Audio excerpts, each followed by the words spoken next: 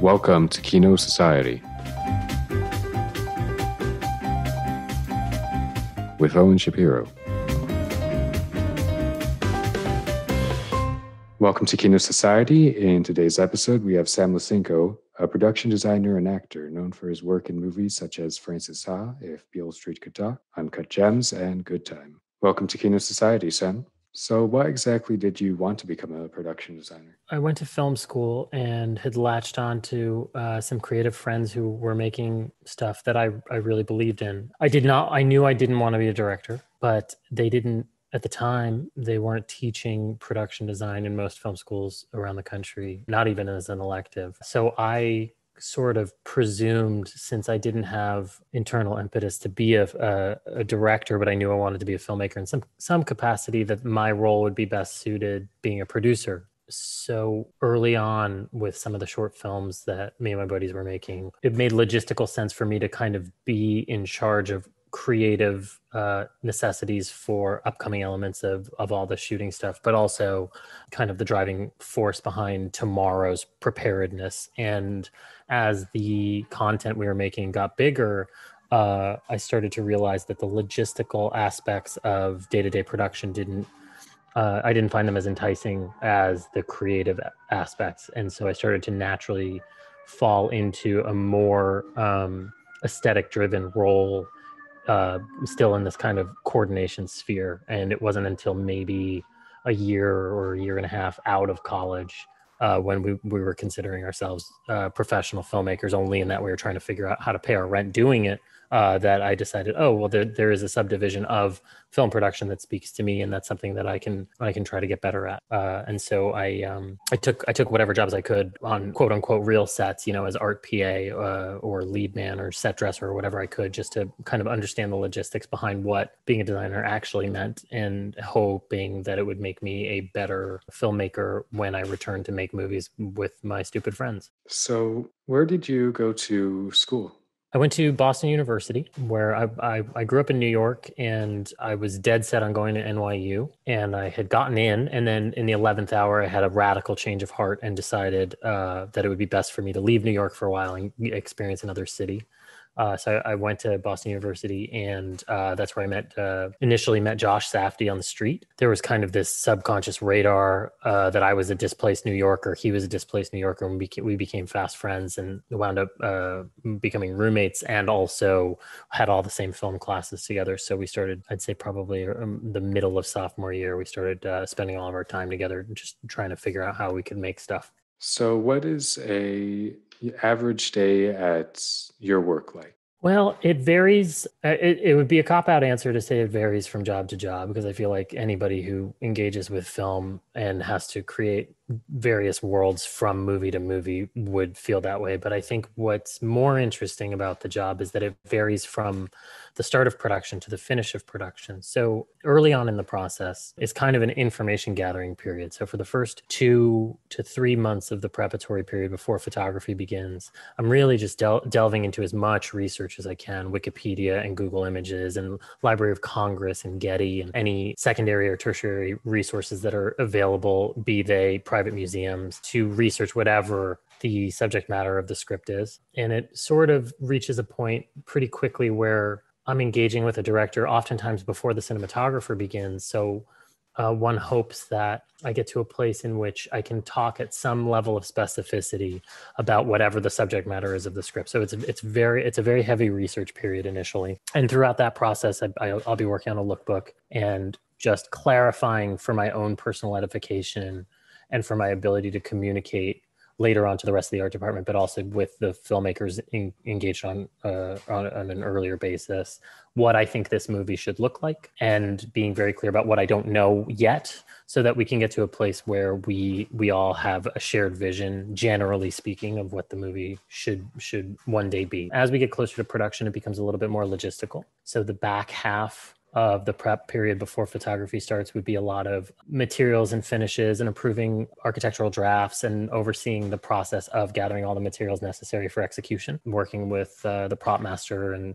doing show and tells with the director, just making sure that at bare minimum, one would hope that the first week, 2 weeks, 2.5 weeks of photography is taken care of enough that, we're there's forward momentum, building the sets, checking on the build sites, that kind of thing, making any last minute tweaks. And then when we shift to photography, and this isn't true for every designer, this is just my process, obviously. But when we get into physical production, I kind of, in some capacity, and I use this phrasing with the utmost respect for the cinematographer and director and anyone else who's there on set making the movie. But in some capacity, I'm sort of like a tomorrow director. I'm just worried about what's coming up for the crew, so that when they arrive on set, any creative or aesthetic consideration has been exercised ahead of time enough that they have the tools they need to make the movie. So that may mean something as simple as the couch is going to go on this side of the room because I have a feeling that the cinematographer, when he was talking about the wide shot, is going to want to be on the other side of the room and he's going to want to look this way. It may also mean, oh, this color is going to look terrible with the costumes tomorrow. We have 5 hours. We got to repaint this wall. And it may also be, oh my goodness, we showed up and they're doing construction across the street. We got to get the location manager to try to grease the wheels a little bit with these guys so that they can shut down construction tomorrow. But basically, when photography starts, I'll show up at the call time for the shooting crew. I'll walk through the day's work with the director and cinematographer, make sure that they feel comfortable, stick around for the first few shots. And then usually I kind of peel away to be left alone to go deal with tomorrow's work. So what kind of creative conflicts do you get into with the director, cinematographer, etc.? I mean, that varies wildly based on the crew dynamics and the personality of the filmmaker, and to a certain extent, the level of specificity of their vision going into it. Some directors are more visual than others, and you want to try to feel out a situation in which you're giving them the leeway to communicate their aesthetic value set without inhibiting that process. I've worked with some directors who have a vision, a very, very considerate and specific vision for what the movie should be. And you don't want to buck that unless there is a consideration that they haven't verbalized, in which case it becomes a discourse. I've definitely fought with directors before, but I think as long as it's for the betterment of the final product, the truthfulness of your interpretation of what the movie needs to be, not necessarily the script page, then I think it's always for the greater good in the long run. But, on a micro level, it could be as simple as wall color or wallpaper or rug treatment or a piece of furniture or something. And a grand scale, it can be as heady as a general misdirection for a location pick. If I'm going down the road of picking options for locations with the location manager to present director and they're way off base, even though I was very confident that was the direction we were headed in, it can lead to a space where you don't feel like you're on the same page. So I think, it's really just about getting to a place where you're having this sort of aesthetic love affair with the director enough that there's a shared language so that they can trust you enough to leave you alone, kind of sketch in 80% of the movie so that they can then dictate the rest. So how do you think production design has evolved over time? Well, I think it's a very cool profession all of a sudden. I think it was under-recognized some time ago. That's not to say that it doesn't get swept aside a little bit, I think, in terms of the average viewer. But I think for people who can really digest cinema as an art form and break it down into its pieces, it's sort of a golden age of production design. And I think that there's a couple of converging factors that have created that environment. One of which is the fact that we've really kind of been subjected to a good decade now, film school having replaced, sociology and psychology for creatively minded people who didn't know what they wanted to do with their life. So there's a lot more filmmakers out there than there used to be, which is forcing those who are really passionate about it to think creatively in new ways.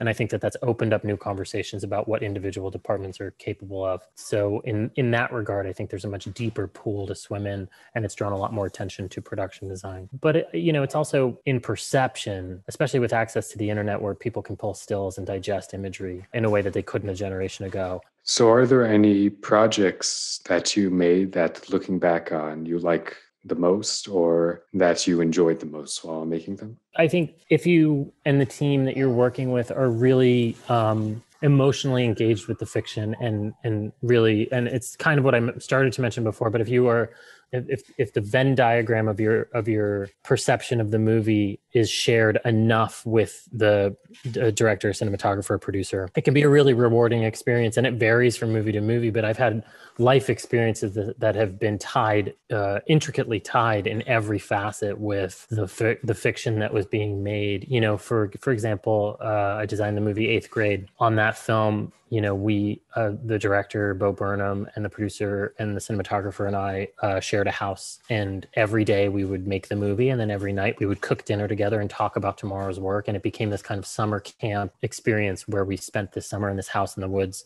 trying to figure out how best to achieve this fiction in a respectful way. And so you walk away from this experience having made this thing that you're proud of, but also having shared the experience of making it. And that varies from movie to movie. So I think given the career trajectory and taking into consideration the fact that the access to financial resources I've had has changed from, you know, obviously the movies I'm doing get a little bigger sometimes, and it's allowed me to do grander things aesthetically. But I don't think that there's anything necessarily that I would have changed going back. Like, I think that I've been very careful to make the kinds of choices that I think I would be proud of 10 years later when I approach the day-to-day work. I don't look at a movie now thinking, you know, this would be great if I did it right this second. It's more like, am I going to be proud of this thing when I'm looking back at everything I've done?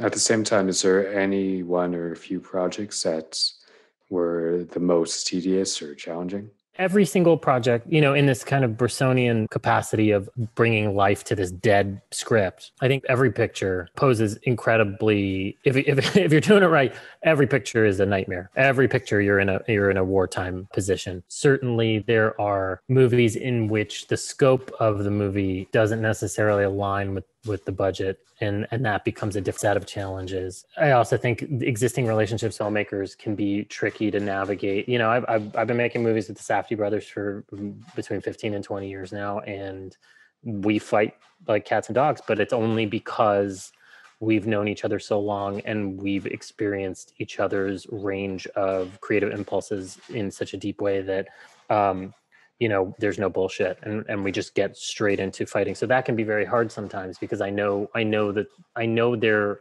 methodology so innately that it goes straight to blows, and that can be very stressful. On the flip side, there have been times with other filmmakers where I just met them yesterday, and so I'm walking on eggshells because I don't know how best yet to inject myself to bond with them without alienating them. You know, there have also been times where I've inherited a movie that had begun prep with a different designer, and you have to be considerate of the fact that may have forged a relationship with a filmmaker where anything the private says will be considered wrong because I'm coming in which an aesthetic language has already been established with somebody else. So I think it's really more about kind of feeling around in the dark to best gauge how much of a pain in the ass any particular movie is going to be, because they're all nightmarish if you're doing them right to a certain extent, you know, even if you're having the time of your life. I mean, like with the Safdie brothers movies, the productions are really, really good.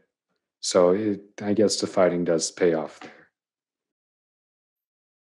Yeah, I mean, it's always for the betterment of the final product. You hope, you know, it's never just fighting for the sake of fighting. I think it's more the frustration of giving a shit so much that you're willing to throw yourself on some kind of philosophical sword in process, and that can get pretty draining. Certainly, you know, as it is with a lot of auteur filmmakers. I've had the very good luck, I think, comparatively to a lot of other designers in my age range specifically, of having worked with primarily auteurist filmmakers as opposed to kind of studio guns for hire. And I think in that regard, there's a certain level of assumed respect that you approach any creative conversation with them with, because they've proven themselves as having vision in the past. And so you want to be able to nurture that and understand their process. And that process shifts from person to person, how best to engage that. So it can definitely lead to some like intense moments from movie to movie, but it, you know, hopefully it never comes to blows. So what's your favorite part of being a production designer? To be frank, I love being left alone to try to digest the world and execute it before the shooting crew has shown up. So for me, the moment in which the set is fully dressed and lit, but nobody's gotten there yet. You know, it could be 5 minutes before call time on the day of. It could be the night before when it's really only the director and the cinematographer that have seen it. But those are the moments that I think I get the most enjoyment from the craft, because in that space, you've created this dimensional, fictional world that is fleeting. It's temporary. It's only for the purposes of documentation on screen. It's not permanent. When the call sheet goes out and the shooting crew shows up the next morning, inevitably it gets shattered to a certain extent, because the grips are going to have to move that bed so they can put the light stand there. And the sound guy's going to have to push his cart of equipment right behind that closet door that you so carefully made ajar. But there's this kind of beautiful window of quiet right before the movie happens, when you're standing there alone as a designer or with the decorator oftentimes, and just going through the script in your head to try to figure out any potential outcome that could be at the request of the director or an actor, thinking about, could the actor want to open this drawer? Should we put things in this drawer? There aren't enough magnets on the fridge. They've been here 20 years. There should be magnets on the fridge. That kind of thing. To get into that headspace is, in some ways, I think, similar to an actor's process. And for that, I like the solitude of being in that environment without having anybody else around. But at the same time, isn't there an entire crew that's working on production? Yeah, no, of course. But there's always this kind of quiet moment where oftentimes it's 8 p.m. the night before that set is going to get shot, where your set dressers, your lead man, your set dressing crew have gone home. The art director's gone home for the day. They've closed out the office. The shooting crew, camera, sound, script supervisor, grips and electrics, they're going to show up at 6 a.m. And right in that window at 8 p.m., it's perfectly dressed. It's ready to go. All the lighting's been roughed in, but nobody's going to be there for 10, 12 hours. That's right in that space is where I'm happiest, I think. So do you have any favorites, movie or director? There's certainly movies that I revisit aesthetically that I find inspirational for my methodology in design. And usually that winds up being films that were born out of a practical nature, but still are considerate their surroundings. A lot of those wind up being 1970s American films, just because I think the nature of the budgetary restrictions and the creativity behind the writing forced filmmakers to stop and take a breath and think about what they were executing on film. So films like The Friends of Eddie Coyle or Paul Schrader's Blue Collar, movies like that really kind of get my creative juices flowing as to what you can perceive as beautiful in execution, even though it might be mundane to the human eye. And then in terms of the spirit of filmmaking, to a different degree, it's the more I engage with making movies, the harder it is for me to watch movies and purely escape, because I think about craft. So for me, when I'm, on a Sunday afternoon, when I'm like dozing off in front of the television, the stuff that I really love is like Lethal Weapon 2 or Die Hard with a Vengeance, where the craft has been so well executed that even as a designer who works on heady cinema, I don't have to think about the process of escape. I'm just purely lost in the fact that Samuel L. Jackson and Bruce Willis have 8 minutes to get down to Wall Street or whatever. So for me, it's this kind of dichotomy of digesting meaningful film, trying to figure out what is something that makes an audience feel a certain way aesthetically when they're looking at a frame of. I also think that movies are mostly about a balance of what kinds of media you consume. I think that there are considerations to be made in that regard. Like, I would never talk ill of film as beautiful as Minari, which is not built purely for escapism. But I think that understanding the facets of trope and escapism and how to channel an audience is an integral part of the movie making process. And it's something that's universal. It's sort of the equivalent of reading a comic book versus a novel. And there's something kind of mainline in the vein biological about Godardian thing of a beautiful girl and a gun. And for me to get to that place easiest is often with a crappy movie that I love, as opposed to a movie that makes me think about the craft. What would you say to someone who wants to enter the world of cinema? I would never say to anyone not to engage with the art form. I would never dissuade anybody from engaging with film. I think that anybody who's interested and has no access currently or is on the path to learning about how to make movies, the one thing that I think is most important to digest is that unlike most other art forms, not all art forms, but most other art forms, it is a collaborative medium in every capacity. And if you are not comfortable playing well with others or don't feel like you have the resources to work with other people, then it's going to be much harder to experience what film as an art form can give back to you as a creator. And for me, that's the reason I am drawn to it. I didn't want to be a painter or a fine artist or a still photographer. I like the creative interaction with other souls. And that got me to a place in film that makes me very happy. So I think that's the one thing I would give people a heads up about. Do you have any current projects that you're working on? Well, because of the virus, things kind of got put on hold for a while. Hopefully, it's looking like, yes, I'll be starting up a picture in the fall directed by Todd Haynes about Peggy Lee. How can my listeners connect with you? My contact information is online. I have a website. It's just my name.com, samlisenco.com, and I am extraordinarily more accessible than I probably should be. That's all for today. Don't forget you can subscribe to Kingdom Society on iTunes and Spotify.